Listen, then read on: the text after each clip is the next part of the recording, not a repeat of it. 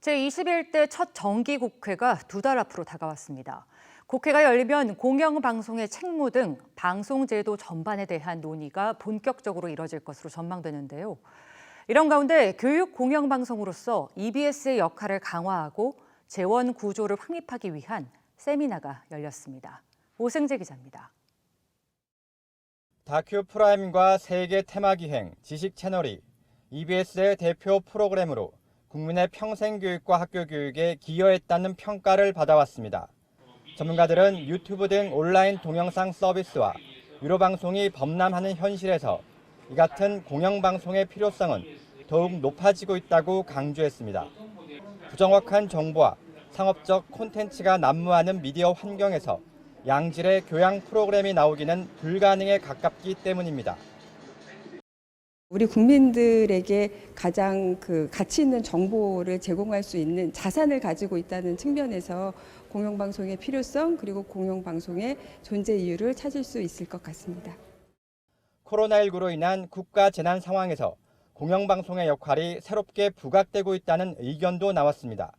한국언론재단이 코로나19 관련 정보 유용 현황을 조사한 결과 지상파 TV 채널이 다른 언론사 사이트나 종편 채널을 앞질렀습니다.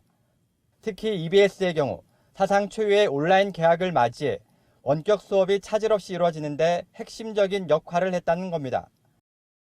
공영방송이 일종의 사회적 보험으로 작용하는 측면이 있습니다. 코로나 위기 상황에서 국민의 생명과 안전을 지키는 그러한 측면으로 공영방송이 많은 기여를 하고 있다고 생각을 합니다.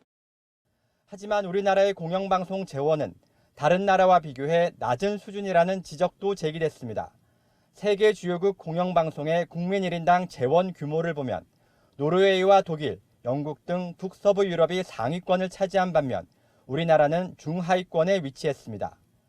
전문가들은 공영방송에 대한 국민들의 신뢰를 높이려면 공영방송의 지향점을 새롭게 도출해야 한다고 주문했습니다. 지상파 플랫폼 기반에서 벗어나 디지털 시대에 적합한 서비스를 적극 개발해야 한다는 겁니다. 명확하게 잘할 수 있는 걸 해야 되는 그런 방향으로 가야 된다는 거죠. 어린이가 게임을 좋아한다면 어린이가 즐길 수 있는 좋은 게임을 만들어내는 게 공영방송의 역할일 수도 있다는 겁니다. 이를 위해 전면 개정이 예상되는 방송법에 공영방송의 정의와 역할을 명확하게 규정해야 한다는 주장도 제기됐습니다.